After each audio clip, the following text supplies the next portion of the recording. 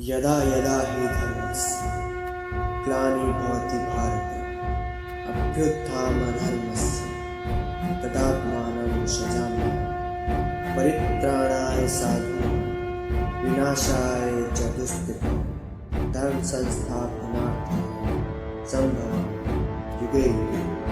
अर्थात जब जब धर्म की हानि होती है, जब जब अधर्म की वृद्धि होती है, तब तब सत्पुरुषों के उद्धार के लिए, अधर्मियों के विनाश के लिए और धर्म की पुनः स्थापना के लिए वो ही जन्म लेते हैं। ये प्रत्येक युग में होता है और आगे भी ऐसे ही होता रहेगा। तो चलिए आज मैं आप सभी को लेके चलता हूँ विष्णु जी के 8वें अवतार, हम सभी के लाडले प्रभु श्री कृष्ण की जन्मभूमि पे, सनातन धर्म की सप्तपुरियों में से एक ब्रज की पवित्र भूमि पे। तो welcome back to my channel, this is Partha.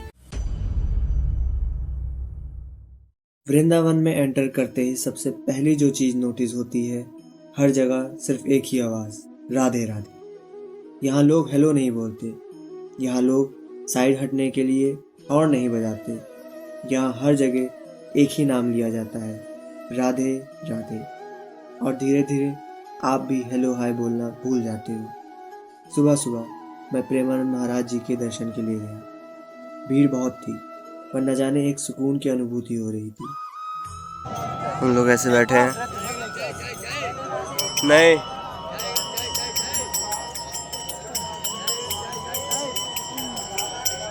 Premanand जी यहाँ पर आएंगे।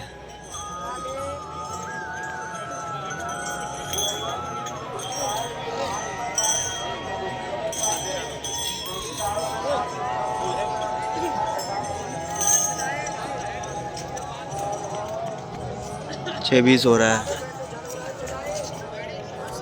अभी 1-1.5 घंटे में आएंगे वो। लेट्स सी, तब तक वेट करते हैं। राधा राधा राधा राधा राधा राधा राधा राधा राधा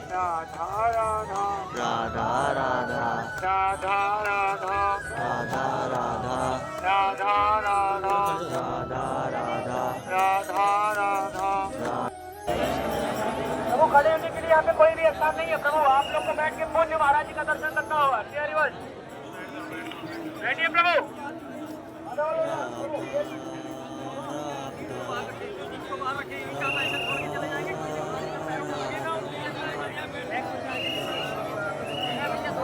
और घंटों इतनी ठंड में इंतजार करने के बाद वो घड़ी आ ही गई जब हमारे महाराज जी के दर्शन हुए।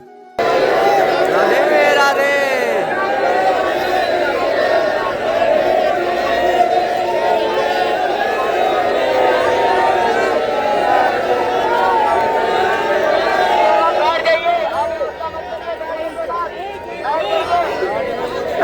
उस पल जब मैंने उनको देखा तो मानो समय कुछ पल के लिए ही सही पर ठहर सा गया उनके तेज से।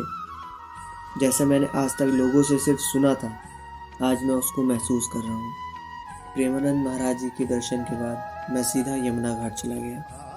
पता नहीं क्यों, पर वहाँ जाने का मन हुआ। कुछ खास नहीं हुआ, बस हवा चल रही थी और पानी धीरे धीरे बह रहा था। दर्शन के बाद जो शांति प्राप्त हुई थी वो मानो यहाँ आकर ठहर से गई। और ऑनेस्टली यही मोमेंट सबसे सिंपल था और शायद सबसे रियल हुआ।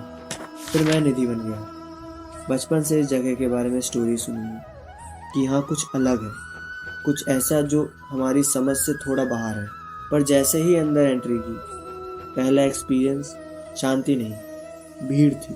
लिटरली इतनी भीड़ कि एक मोमेंट पे मुझे लगा कि मैं चल नहीं रहा, लोग मुझे आगे ले जा रहे हैं, दोनों साइड से पुश कर रहे हैं। पीछे से आवाजें आ रही थी, आगे बढ़ो आगे बढ़ो। पर फिर जब थोड़ी सी स्पेस मिली और उन टेढ़े मेढ़े पेड़ों को देखा, तब फील चेंज हो गई। वो पेड़ नॉर्मल नहीं रखते, सब झुके हुए थे, जैसे किसी ने उन्हें किसी राज का हिस्सा बनाकर छोड़ दिया। शाम के बाद यहाँ कोई नहीं रुकता और ऑनेस्टली वहाँ खड़े होके समझ आ रहा था क्यों। शाम होते ही और सारे मंदिर खुलते ही हम पहुंच जाते हैं बांके बिहारी मंदिर। बांके बिहारी मंदिर का एक्सपीरियंस सुबह के एक्सपीरियंस से बिल्कुल उल्टा था। यहाँ बहुत भीड़ थी, निधि वन से भी ज़्यादा। दर्शन सिर्फ कुछ सेकंड के लिए मिलते हैं, पर उन कुछ पलों के लिए लोग घंटों लाइन में इंतज़ार करते हैं। और हाँ, बंदर यहाँ का ऑफिशियल चेकिंग स्टाफ है, तो फ़ोन और चश्मा दोनों टाइट पकड़ना। एक्चुअली यहाँ का नहीं, पूरे ब्रज का। फिर हम गए बरसाना।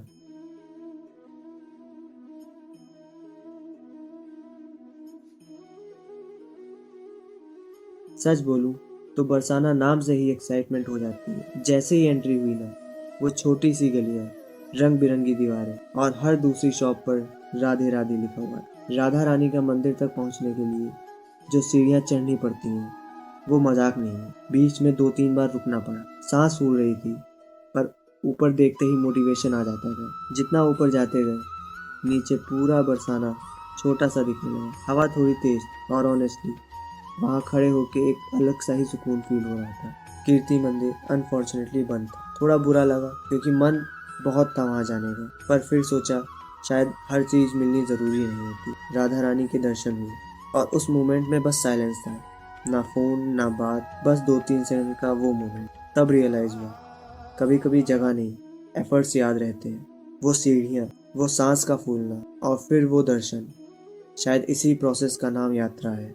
मथुरा में एंटर करते ही वाइब चेंज हो गई। यहाँ सिर्फ दर्शन का एक्साइटमेंट नहीं था, यहाँ एक हिस्ट्री का वेट फील हो रहा था। सिक्योरिटी काफ़ी थी, इलेक्ट्रॉनिक डिवाइसेस अलाउड नहीं थे। फ़ोन, वॉचेस, कैमरा, इलेक्ट्रॉनिक की सभी चीज़ें बाहर क्लॉक रूम में जमा कर दी जाती हैं। वहाँ खड़े होकर और सब कुछ देखकर बस एक थॉट आया, इस जगह ने कितना कुछ देखा होगा। समय बदला, हुकूमत बदली, इमारतें बदली, पर कहानी वो नहीं बदली जा सकी। सच बोलूं तो वहाँ खड़े होकर थोड़ा अजीब फील हो रहा था। सोचता हूँ कितनी बार हमारी पहचान को चैलेंज किया गया हो, पर फिर एक थॉट आता है, अगर सच में सब कुछ खत्म हो जाता तो आज मैं यहाँ खड़ा होता? नहीं। बिल्डिंग टूट सकती है, दीवारें गिर सकती हैं, पर जो चीजें लोगों के अंदर होती हैं उसे मिटाना इतना आसान नहीं होता। जन्मभूमि पे खड़े होके लगा, संस्कृति सिर्फ पास्ट नहीं होती, रिस्पॉन्सिबिलिटी भी होती है। ये जगह सिर्फ मंदिर नहीं है, ये रिमाइंडर है कि रूट्स स्ट्रांग होनी चाहिए। वहां से निकलते टाइम लगा कि फेथ को तोड़ने की कोशिश शायद कई बार हुई होगी, पर शायद इसीलिए आज भी लोग यहाँ आ रहे हैं। इस पूरी जर्नी में